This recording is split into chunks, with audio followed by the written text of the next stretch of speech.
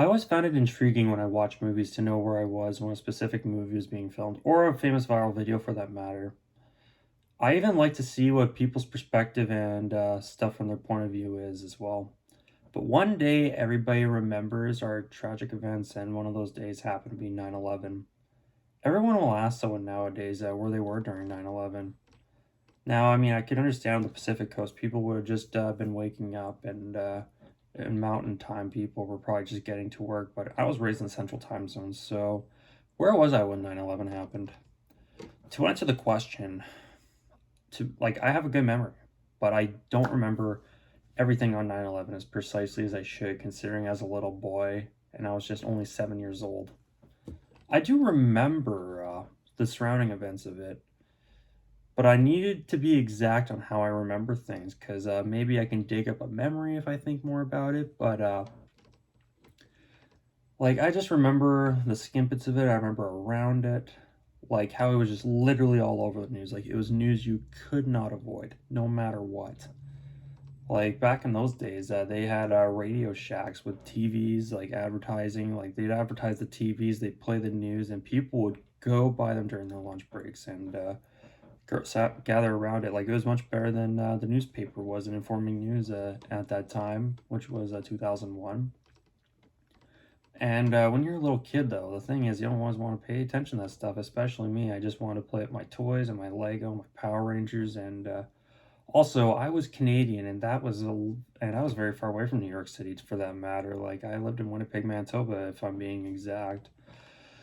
But to figure out what I was doing exactly, I had to go to a specific website, which was rangercentral.com, which was there's a website I would always go to as a kid, like every day. That'd be the number one website because I was the biggest Power Rangers fan. And uh, and uh, I remember I had to check air dates for my favorite season, which is Power Rangers Time Force. In my opinion, the best season of the Power Rangers series. And there was an episode guide, there was an air date, an image describing what happened in the episode. It's actually what helped me read, fun fact. And but back in those days, there weren't sites like YouTube, and it actually gave me an idea for YouTube to post places to put videos on. But I obviously didn't invent YouTube. And there weren't very many sites on the internet to watch videos. I mean, this is before eBaum's World even existed, to put it in perspective, to my knowledge anyway. And yeah, someone beat me to it, and but it's important to mention this because you'll see why later. But for those who are curious, the site isn't anywhere what it used to be. It's somewhat been abandoned, and it's like rarely updated now. But the episode was it aired on Fox Kids on September 8th, 2001, which is weird for me because in a weird way it foreshadows 9/11, believe it or not. The episode was called Destiny Defeated, which was the finale to a three-part episode. I would have to explain the whole plot, but long story short, they're just Power Rangers who came from the future, who returned from a past, and the first part in it ended with him traveling back to the future where they realized they needed the Power Ranger who stepped in and from the year 2001 to, like, they want him instead of the Power Ranger from the future. So yeah, the Power Ranger from the future, though, his the Red Ranger, his dad's dying in the hospital and he saves his life. And I mean, it's kind of weird considering it has a connection to 9/11 there. Don't know if you're picking up. But yeah, so the next episode was Undercover Rangers, which aired September 15th, 2001. But before, I was excited for this episode actually because it looked so suspenseful because this was a very dark season of Power Rangers, and in the trailer, it looked like when the Power Rangers were getting poisoned. I don't know how this season aired on TV, and I don't know why it was okay for kids to see this show, to be honest, but I loved it. But anyway, another way I had to figure out what happened on 9/11 and how I remembered it, I shouldn't say that part, but was I was in second grade, and what made it intriguing is there's 6 school days. Basically, it's day one, day two, day three, day four, day five, day six, and it would be you're doing a certain thing on that day. So teachers knew what the schedules were, and but what made it a lot more interesting in my case was I had a different teacher on each day. Like one day would be language arts, social studies, one day math and science.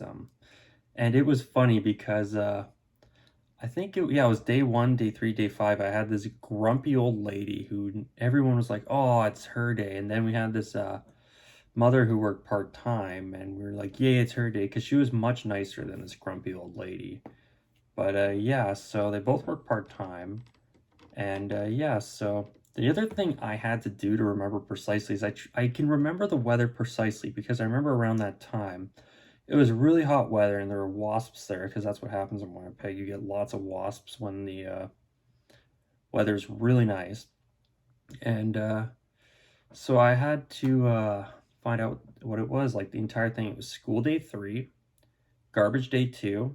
The weather was a high of 16 degrees Celsius with a low of 5 degrees Celsius. Then I looked for the weather for some reason. I thought it was raining too, but I kind of remember it was a cloudy day. Now, off the top of my head, what I remember before writing this was coming home and my mom telling me straight up that a plane crashed into the Twin Towers in New York City.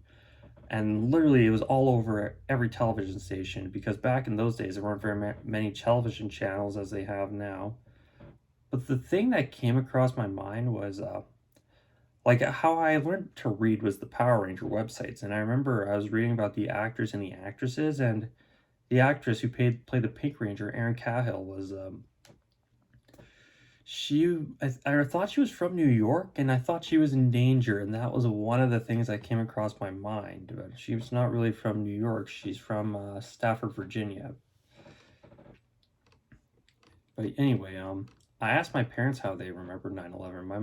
My mother, who was an educator, heard a teacher interrupting her, saying that someone crashed into a plane into the Twin Towers, but they were doing work, like they're cleaning out a room, and then one of the teacher's husbands kept trying to tell her that a plane crashed, and she kept cutting her off, saying, "Not now. I have a lot of work to do." Until one staff member, after 5 or 10 calls later, said that a plane crashed into the Twin Towers in New York City, and everybody's like, "What just happened? Like, no way!" Like, so. And now my dad, who was a forensic scientist, was doing the exact same thing, which I find very ironic. And one of my dad's coworkers barged into the room saying, "Somebody bombed the Twin Towers." And yeah, so I mean, at that time, everyone didn't know what was going on for like a week, I think it was. But the aftermath is what makes sense to me, though, because the thing is, like, this is what weirds me out is I never really put a lot of thought into this. Like, I'd say 10 years later, I didn't like to think about it or I didn't want to, but what I came to realize is the world changed in more ways than the airport security. Like, I mean, like what weirds me is I remember what the world was before 9/11, and like the kids who were born around or just before and after, it's like they won't know what that's like for me, like in my eyes, like coming off as a little kid, like all that, like it's not just like the changes in the years, like say the 90s, the 80s, the 70s. It was a lot more different than that because like the 2000s just begun. But yeah, the aftermath was like you see the richest of the rich only having cell phones back in those days. Like they were just giant bricks. They were like about this big, and they'd be holding them like that. And cell phones weren't even popular like beforehand, like rather than they were now. Like it was more than a necessity after it happened, but now it's weird to not have a cell phone, no matter how old you are. Like they will judge you. Like if you're over 70 years old and don't have a cell phone, they're like, "What are you doing?" And I would understand personally, but nowadays it's like you have to have a cell phone because like 20-year-olds won't remember 9/11, and that's what like oh I shouldn't say that they were not alive or they were just babies, and it's just it kind of blows my mind in a weird way because like that's what happens in life. But yeah, I mean, technology took a massive upgrade after 9/11 too. And back in those days, like as well, like you could go to the cockpit, you could see what the pilots are doing. They could tell the kids like what all the buttons do. But now you can't do that anymore. I mean, you might be lucky after a flight, but Yeah, so but the reason I thought about this was because if I ever have grandkids, what they might ask me is what how do you remember 9/11? And I mean, the other thing that made me think about this was COVID-19 because like the weird thing in my life is after I've gone through a certain stage in my life, I tend to witness like life-changing events. Like at 7 years old, I witnessed 9/11. I mean, some are relatively minor and not really worth mentioning because I'd have to go to another extent and all that other stuff. But I mean, just like before I was done hitting my mid 20s, COVID-19 happens, and what's weird for me is I remember what life was like before COVID. I mean, this isn't about COVID, but like the big life changer is everyone's wearing face masks and a whole bunch of other things. But this is the most notable thing to me is like for example, I asked my grandparents. Like my grandparents were little kids when World War II happened. My grandmother telling me she's just a little girl, and her and a friend are hopping down the street because her dad came was getting sent home, and they're dancing on the street and saying that their dad's coming home, which I think her dad is coming home. And nowadays it's kind of messed up, but and what's funny is my grandfather was in school, and he would grow up every single day wondering if he would be sent to war. But anyway, he told me a story where he was living near a street called Warsaw Street in Winnipeg, and he heard that Warsaw got bombed, and so he rushes to Warsaw Street, and he sees that everything was fine and nothing happened there. So yeah, it's for years. What is hard for me though is it's hard for me to wrap my head around my head. Like I said, I remember life before 9/11. Like that's my biggest take for 9/11 and found everything I grew up around with the 80s nostalgia and like lots, believe it or not, changed. And people wonder why I love Stranger Things so much. It's because it reminds me exactly what the world looked like before 9/11. I mean, the cars improved anyway, like after what Stranger Things time period was. But yeah, so I used to go to a lot of malls, and it's interesting because lots of them turned into strip malls, but the people born long after me can only see life as it was, like, but I feel like I remember seeing such an iconic image, such as Home Alone 2, and it's not the last president of the United States saying down the hall and to the left for some reason, which also stood in my mind for some reason. But Home Alone 2, you see Macaulay Culkin as Kevin McAllister on the Twin Towers taking pictures of New York, like he's almost advertising it. And also, like I've watched lots of movies, and you see the Twin Towers are always in the shot, and it's like a huge part of New York. Like the other thing is The Sopranos, the TV show. And the intro, like in the first few seasons, because this is like the main one that shows me like how big of a thing 9/11 is you see the Twin Towers in a shot, and then right after it happens, they basically put a wall in the intro, like it's basically they're trying to make it look like it never happened. It's messed up to me in a way that they're trying to hide something, or they're trying to like move forward with something in a dark way, like saying pushed out of the way, we'll move forward. And I mean, yeah, I don't know how to say that part, but anyway. But the thing was, I also played a lot of SimCity 3000, and I would put the Twin Towers on every city I had, all the landmarks, really.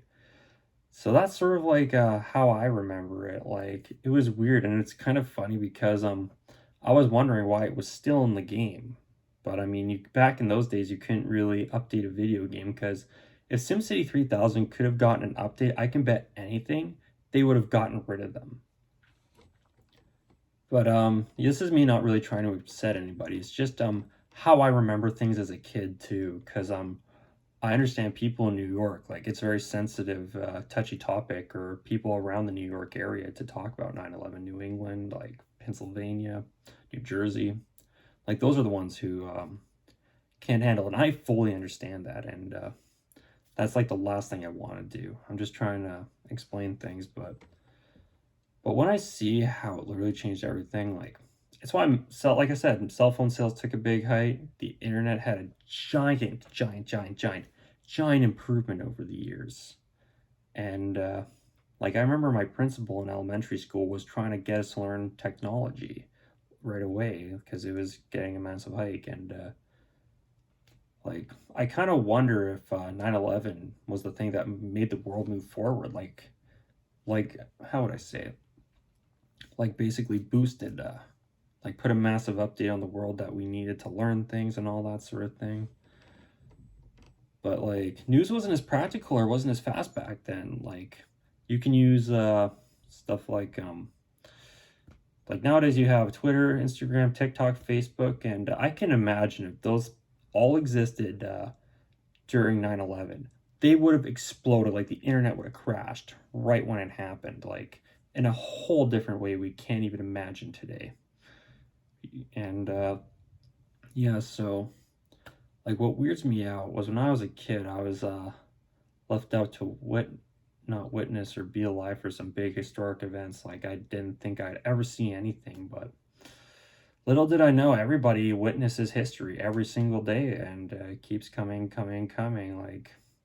Like COVID-19. Like I mean, we don't know whether or not it's gonna end. It's just yeah, it's just never ending. And but what makes me feel it in my soul a lot more is that like I said before, like I remember the world before 9/11. Like it was like completely different. Like sort of like how I remember what the world was before COVID. Like some things that's something some kids these days won't understand or now adults. But I mean, the thing is, I like to declare 9/11 the official date the 20th century died and the 21st century was born.